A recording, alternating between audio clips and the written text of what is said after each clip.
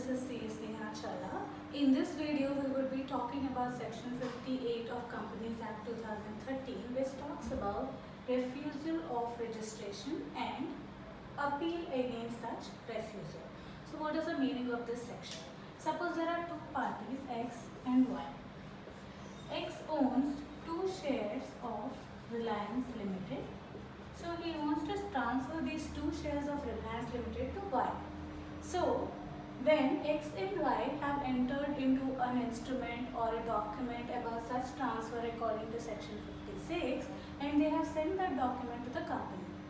In spite of receiving the document, the company refused to register the shares of X on the name of Y. So in that case, what rights do these 2 people have and what are the duties of the company if it refuses to register the names? So that is what is given under section 58. So there are 6 points, subsections in section 58. So we will be doing the first subsection. The first subsection talks about a private company. So a private company, if it refuses to register the shares just because of what is given in Articles of Association or otherwise, any of the case, if at all it refuses to register the names, then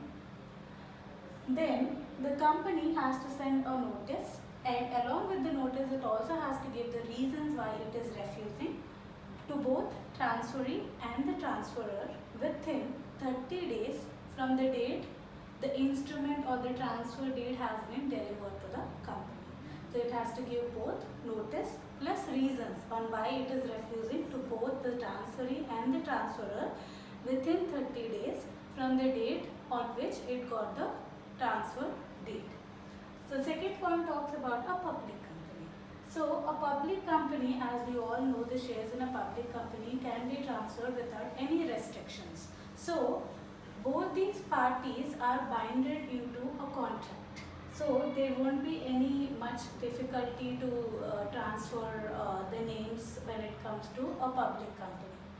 So the next subsection 3, 4 and 5 talks about appeals and the rights that these 2 people will get, both the transferee and the transferor, when the company refuses to transfer, where can they go?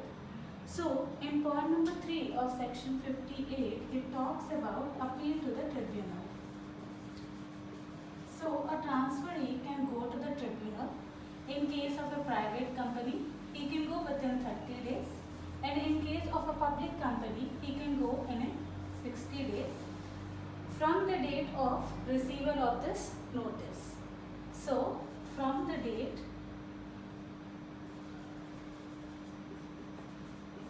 of notice. And suppose the company did not send the notice.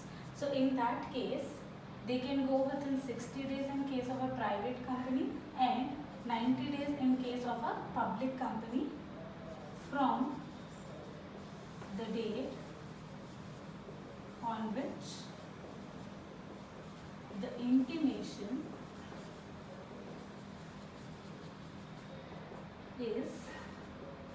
is delivered to the company.